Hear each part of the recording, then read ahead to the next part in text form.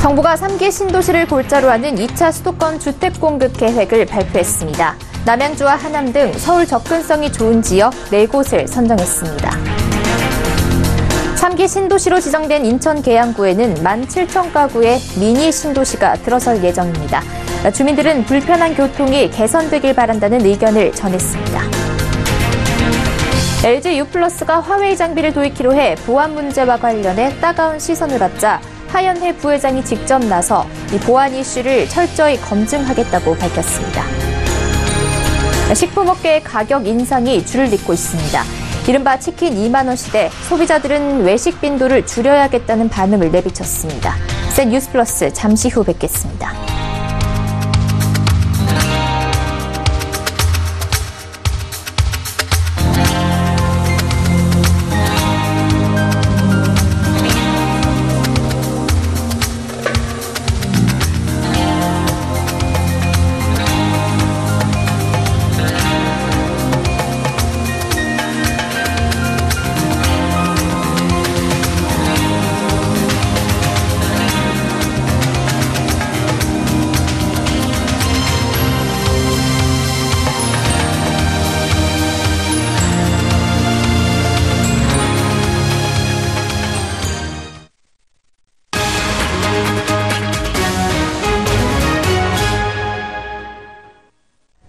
시청자 여러분 안녕하십니까? 센 뉴스 플러스 양한나입니다. 정부가 3기 신도시를 골자로 하는 2차 수도권 주택 공급 계획을 발표했습니다. 남양주와 하남 등 서울 접근성이 좋은 지역으로 3기 신도시 4곳을 조성하고 광역교통망까지 확충한다는 계획입니다. 유민호 기자가 보도합니다. 정부가 오늘 공개한 3기 신도시는 경기 남양주, 하남, 인천, 계양, 과천 등 총 4곳입니다. 모두 12만 2천 가구가 들어서는데 서울 도심까지 30분 안에 출퇴근할 수 있는 도시로 만들겠다는 원칙입니다. 가장 큰 규모로 조성되는 곳은 남양주 왕숙지구. 진접, 진건읍과 양정동 일대에 6만 6천 가구가 공급됩니다. 광역급행철도 B노선역을 신설해 서울 접근성을 끌어올립니다. 서울 강남권으로 접근하기 좋은 하남 교산에는 3만 2천 가구가 들어섭니다. 지하철 3호선을 연장할 계획으로 잠실역까지 30분 만에 닿을 수 있습니다. 인천 계양구도 이번 발표에 포함됐습니다. 정부는 이 지역에 테크노밸리를 조성해 스타트업 캠퍼스 등을 마련합니다. 주택은 17,000가구가 공급됩니다. 택지 조성을 앞두고 정부가 미리 유출돼 논란이 일었던 과천에는 주택 7,000가구를 짓습니다. 대규모, 중규모 택지의 경우 21년부터 연차적으로 주택이 공급됩니다. 아울러 대규모 택지 주변 지역은 토지거래 허가 구역으로 지정하는 등 투기 방지 방안도 동시에 진행. 정부는 신도시 외에도 올해 방치된 도심 내 땅을 이용해 주택을 공급할 계획입니다. 서울에선 강남구 서울의료원 주차장 등을 통해 19,000가구를 확보합니다. 세계 선진 도시들이 그걸 했던 것처럼 도심 내 주택 공급을 확대해서 쇠퇴해가는 도심의 활력을 불어넣고 직주 건설을 실현하겠습니다. 아울러 2기 신도시 등에서 벌어지는 출퇴근 혼란을 개선하기 위해 광역교통망 개선안도 제시했습니다. GTX-A, 신호선 및 신안산선을 빠르게 착공하고 간선 급행버스 체계 등을 도입해 서울 접근성을 높일 방침입니다. 이날 발표에는 박원순 서울시장, 이재명 경기지사 등 지방자치단체장 7명도 한자리에 모였습니다. 지자체장들과 김현미 국토부 장관은 이번 대책에 합의문을 작성하는 등 적극적인 공조를 다짐했습니다. 서울경제TV 유민호입니다. 앞서 레포트에서 봤듯이 인천 계양구에 1만 7천 가구 규모의 미니 신도시가 들어섭니다. 주민들을 환영하면서도 지금도 불편한 교통 환경이 개선되길 바라는 모습입니다. 정창신 기자가 인천 계양 부지를 둘러봤습니다. 인천시 계양구 박촌동. 비닐하우스와 논밭이 펼쳐져 있습니다. 정부는 오늘 이곳과 인접한 규련동, 동양동, 병방동 등을 묶어 3기 신도시 개발 계획을 내놨습니다. 뒤로 보이는 곳이 오늘 3기 신도시로 지정된 인천 계양구의 부지입니다. 이곳 335만 제곱미터의 땅에 17,000가구의 미니 신도시가 들어서는 겁니다. 이 지역 주민들은 신도시가 들어선다는 소식에 기뻐하면서도 불편한 교통 환경이 개선되길 바라는 모습입니다. 여기에 이제 신도시가 생긴다니까 좋네요. 이제 이쪽에 이제 좀 낙후됐죠. 딴 데보다. 여기에 이제 또 도시가 들어선다면 여러 가지 시설도 들어오고 주민들 생활은 좋아지겠죠. 이제 교통 편의만 좋아진다면 정부는 교통 불편을 해소하기 위해 인천 1호선 박천역에서 김포공항역까지 8km 구간의 SBRT를 신설하기로 했습니다. BRT는 도심과 외곽을 잇는 간선도로에 버스 전용 차로를 설치해 급행버스를 운행하는 대중교통 시스템을 말합니다. 이 노선의 지하도로, 교량을 만들어 교차로 구간에서도 정지 없이 버스가 이동할 수 있도록 슈퍼 BRT를 만들겠다는 겁니다. 여기에 국도 39호선 벌말로 9km 구간을 현재 4차로에서 8차로로 넓히고 계양 IC에서 박천교 삼거리까지 1km 구간도 4차로에서 8차로로 확장할 계획입니다. 또 인천공항고속도로 IC를 새로 만들어 서울 접근이 편리해지도록 개선할 예정입니다. 한편 계양구 개발로 인근에 있는 인천 서구 검단 신도시와 연수구 송도 신도시 등은 청약 수요가 분산될 것으로 관측됩니다.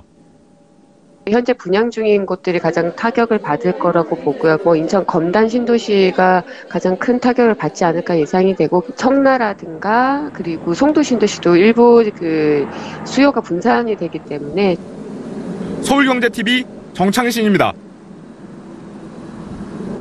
최근 전 세계적으로 국가 보안을 이유로 중국 통신장비업체 화웨이를 보이콧하려는 움직임이 거세지고 있습니다. 이런 상황에서 5G 통신망 구축에서 화웨이 장비를 도입키로 한 LG U+에 대한 따가운 시선이 쏠리고 있습니다. 오늘 하연의 부회장이 이 보안 이슈에 대해 철저하게 검증하겠다는 입장을 밝혔습니다. 이보경 기자입니다. 전 세계 통신장비 시장의 강자 화웨이. 하지만 보안 문제가 끊이질 않습니다. 최근에는 일본과 호주, 뉴질랜드 등 아시아 태평양 국가들에 이어 프랑스와 영국 등 유럽 국가에서도 화웨이 거부 움직임이 나타나고 있습니다. 미국과의 정치적인 이해관계가 얽혀있다는 분석도 나오지만 국내 이통 3사 중 유일하게 화웨이 장비를 선택한 LGU+로서는 부담이 커질 수밖에 없는 상황입니다. 이런 상황에서 하연의 LGU+ 부회장이 직접 보안 문제에 정면 돌파했습니다. 이미 화웨이는 스페인의 국제 CC 인증기관에 보안 인증을 신청을 했습니다. 했고 지난 11월에는 이미 그 인증기관에 기지국의 CC 코드하고 각종 기술 관련 자료를 이미 넘겨주었습니다. 화웨이의 보안 문제를 검증하기 위한 핵심은 소스 코드인데 이미 스페인의 국제기관을 통해 인증 작업을 이행하고 있다는 겁니다. 화웨이는 통신 장비에 대한 최고 등급 CC 인증인 4단계를 진행 중이며 검증 결과 역시 대외적으로 투명하게 공개하겠다고 약속했습니다. 매년 이게 어느 정도 만료되는 시점에서는 화웨이와 그 국제 검증 기관, LGU+, 그리고 여러분들도 마찬가지, 그리고 국내 또 전문가들이 아마 직접 해외에 가셔서 보안 문제에 대해서 검증이 완벽하게 이루어지고 있다는 것을 보실 기회가 있다는 것도. 화웨이 장비 선택으로 부정적인 여론에 휩싸이고 있는 LGU+가 국제기관의 인증으로 불안을 떨쳐낼 수 있을지 주목됩니다. 서울경제TV 이보경입니다. 연말이 되면서부터 식품업계 연일 가격 인상 바람이 이어지고 있습니다. 먹는 것을 줄이는 데는 한계가 분명히 있는 만큼 지갑 사정이 녹록지 않으실 텐데요.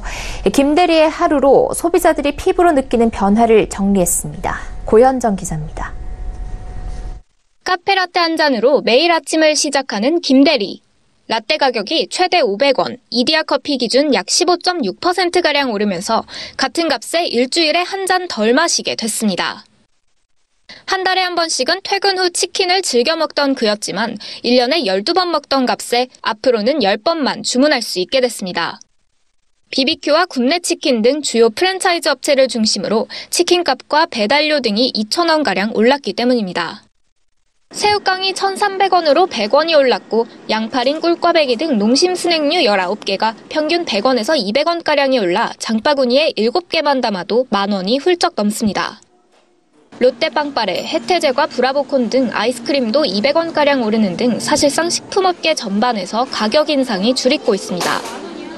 이에 소비자들은 하도 여기저기서 올라 오히려 둔감해질 지경이라고 불만을 토로하는 상황. 소비 물가 상승을 체감한 소비자들의 절반 이상이 외식 빈도를 줄이겠다고 답변하기도 했습니다. 한편 업계는 그동안 원재료가 상승, 최저임금 상승분을 내적으로 소화해왔다며 영업이익률이 높지 않은 식품업계 특성상 불가피했다고 설명합니다. 또 마트나 편의점이 판매가를 최종 결정하는 구조라 해도 편의점 점주가 납품가 상승분을 감당하고 기존 가격으로 팔기는 어렵다고 덧붙였습니다. 이른바 치킨 2만 원 시대, 국민 지갑은 더욱 얇아지고 있습니다. 서울경제TV 고현정입니다. 올 초 신한은행이 은행권 최초로 선보인 통합금융앱 솔이 더 큰 진화를 꿈꾸고 있습니다. 신한은행은 최근 이 솔을 중심으로 주유와 게임, 유통 등 다른 업권과 협력 관계를 넓혀가고 있습니다. 이를 통해 금융의 경계를 넘어 금융과 생활을 연결하는 플랫폼으로 자리 잡겠다는 포부입니다. 정은규 기자입니다. 신한은행은 SO일과 장기적인 파트너십 강화를 위한 전략적 업무 제휴를 체결했습니다. 양사는 이번 제휴를 통해 디지털 금융과 생활 밀착형 서비스인 주유를 융합한 상품을 출시할 계획입니다. 우선 신한은행 통합 모바일 앱 솔을 통해 정기 예금에 가입하면 SO일 주유 할인 혜택이나 마이 신한 포인트를 제공할 예정입니다. 위성호 신한은행장은 협약 체결 후 장기적인 파트너십을 유지하고 앞으로 협력 가능한 사업 범위를 계속 확대하겠다고 밝혔습니다. 신한은행은 다른 업종과 협력을 통해 솔의 영역을 확대해 나갈 계획입니다. 금융과 생활 서비스를 모두 담은 플랫폼을 목표로 지난달에는 4곳과 업무 협약을 체결했습니다.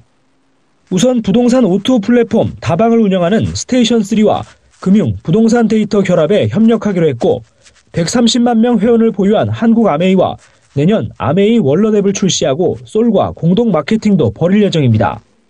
또 전국 1200개 다이소 매장에서 사용할 수 있는 다이소 솔페이를 이달 중 선보입니다.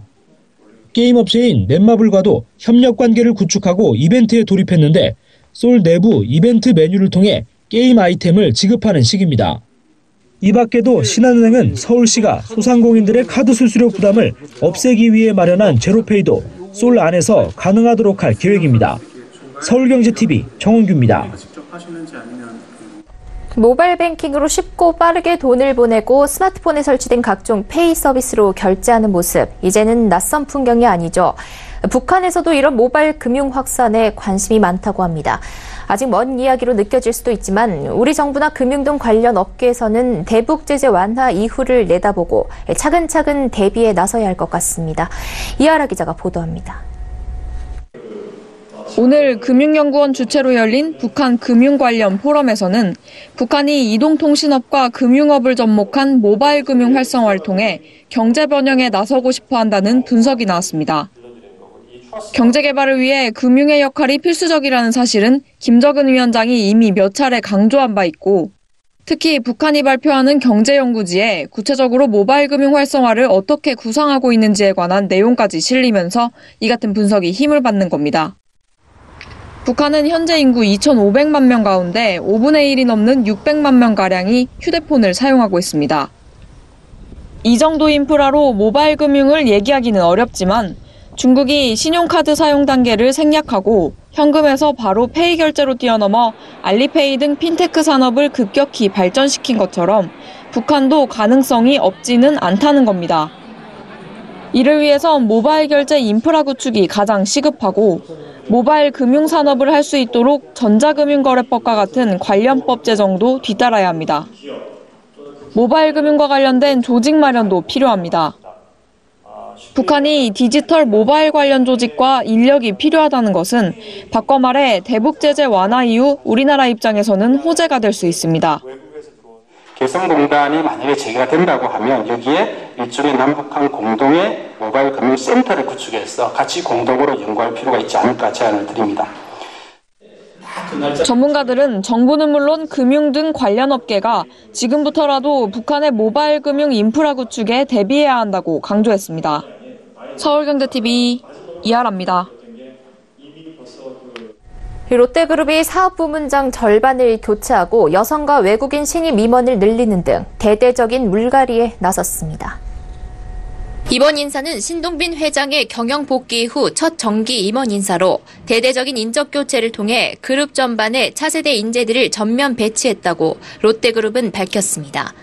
오늘 김교연 롯데케미칼 대표가 화학 비료장에, 이영호 롯데푸드 대표가 식품 비료장에 각각 새로 선임됐고 주요 계열사 대표들도 새로 선임됐습니다. 롯데칠성음료 주류 비지 대표에는 김태환 해외 부문장이, 롯데면세점 신임 대표에는 이갑 대흥기획 대표가 내정됐습니다. 이번 인사 결과 그룹 내 여성 임원은 4명 늘어 총 34명이 됐으며 외국인 임원은 8명으로 늘어났습니다. 롯데는 오는 20일과 21일에도 롯데쇼핑 등 유통 및 기타 부문 20개사 이사회를 열고 추가 인사에 나설 예정입니다. SK하이닉스가 오늘 경기도 이천 본사에서 새 반도체 생산 라인 M16 기공식을 개최했습니다. M16 생산 라인은 10나노 초반대 D램을 생산할 것으로 관측됩니다. 이를 위해 차세대 첨단 미세 공정인 극자외선 노광 장비 등이 설치될 것으로 예상됩니다. M16은 오는 2020년 하반기 가동을 목표로 하고 있습니다. 총 투자 규모는 공사비를 포함해 약 15조 원으로 30만 명 이상의 고용 창출 효과가 있을 것으로 추산됩니다. 완공되면 기존 이천의 M10-14와 충북 청주의 M11, 12, 15, 중국 우시의 C2 등에 이어 메모리 제품의 생산 능력이 대폭 확대됩니다. 더불어 SK하이닉스는 정부와 공동으로 대규모 반도체 특화 클러스터를 조성하는 방안도 추진할 것으로 알려졌습니다. 반도체 생산 라인은 물론 부품과 소재, 장비 업체들까지 입주시켜 시너지를 낸다는 것으로 정부가 최근 경제 활력 회복 차원에서 요청하면서 SK하이닉스가 구체적인 검토에 들어간 것으로 전해집니다. 후보지로는 용인이 유력하게 거론되고 있으며 내년 상반기 중 입지를 최종적으로 결정한다는 방침입니다. 정부와 여당이 무분별한 도급 계약을 제한하는 내용의 산업안전보건법 전면 개정안을 통과시키기로 오늘 합의했습니다. 태안화력발전소에서 일하다 숨진 고 김용균 씨의 사고가 직접적인 계기가 됐습니다. 이른바 위험의 외주화 문제를 근절하기 위해 원청의 책임을 확대하고 산업재해 예방과 관련한 제재를 강화하는 내용을 개정안에 담겠다는 겁니다. 원청 사업주의 안전보건 조치 의무 범위를 일부 위험한 장소에서 전체 사업장으로 확대하고 산재 사망사고 발생 시 원청 사업주도 최대 징역 10년을 선고받을 수 있게 됩니다. 우원식 더불어민주당 의원은 오늘 열린 긴급회의 결과 브리핑에서 원하청 산업재 통합관리 적용 업종에 전기업종도 추가하기로 했다며 공공기관 경영평가 제도를 개선해 하청업체의 산재 현황까지 반영하는 내용으로 통과시킬 것이라고 말했습니다. 내년 6월부터 카카오페이, 페이코와 같이 핀테크 업체가 운영하는 간편결제 서비스를 해외에서도 이용할 수 있습니다. 오늘 정부는 홍남기 경제부총리 주재로 경제활력 대책회의를 열고 외국환 거래법을 개정한다고 밝혔습니다. 그동안 비금융기관이 할 수 있는 외국환 업무는 극도로 제한돼 있었는데 이와 관련된 규제를 혁신하겠다는 겁니다. 정부는 해외에서 카카오페이 등을 이용하면 신용카드 사용 때보다 수수료를 더 줄일 수 있을 것으로 내다봤습니다. 정부는 또 내년 3월부터는 삼성페이 등 모바일 플랫폼 업체가 해외 송금 서비스를 제공할 수 있도록 하겠다고 밝혔습니다. 이외에도 로보어드바이저를 활용하는 경우엔 내년 2월부터 자산운용사에게도 일임형 개인 종합자산관리계좌 운용을 허용한다는 계획입니다. 내일 자정부터 내 보험 찾아줌 웹사이트에서 보험금을 조회하고 바로 청구할 수 있습니다. 내일부터는 내 보험 찾아줌 사이트에서 보험금을 청구한 뒤 개별적으로 보험사 등을 찾아갈 필요가 없이 웹사이트에서 바로 보험사별 온라인 청구 시스템으로 접속할 수 있습니다. 작년 12월부터 숨은 보험금 등을 통합 조회할 수 있는 내 보험 찾아줌 서비스가 운영된 결과 지난달 말까지 약 3조 125억 원 규모의 보험금을 소비자가 찾아갔습니다. 금융당국은 현재 여전히 약 9조 8,130억 원 규모의 숨은 보험금이 남아있는 상태라고 밝혔습니다. 주말과 공휴일을 포함해 매일 8시부터 23시까지 온라인 청구를 할 수 있으며 청구 한도는 각 보험사당 1,000만 원입니다. 유선 상담을 하고 싶은 소비자들은 보험금 조회 후 연락받을 전화번호를 남기면 해당 보험사 직원이나 보험 설계사가 3영업일 이내에 직접 연락하는 콜백 서비스를 이용하면 됩니다. 라면의 올해 수출액이 사상 최초로 4,518억 원, 즉 4억 달러를 넘어설 전망입니다. 작년 처음으로 3억 달러를 넘은 지 1년 만에 새로운 고지를 또 넘어서는 기록입니다. 경찰이 수능을 마친 고등학생 10명이 여행을 떠났다 참변을 당한 강릉 펜션 사건 수사 결과 일산화탄소 중독에 의한 사망으로 확인됐다고 공식 밝혔습니다. 삼성전자가 다음 달 초 미국 라스베이거스에서 열리는 세계 최대 가전 IT 전시회 CES 2019에서 더 프레임과 셰리프 TV 신제품을 공개한다고 밝혔습니다. 이른바 땅콩 해왕 사건으로 피해를 본 박창진 전 사무장에게 대한항공이 2천만 원을 배상하라는 서울서부지법 재판부의 1심 판결이 나왔습니다.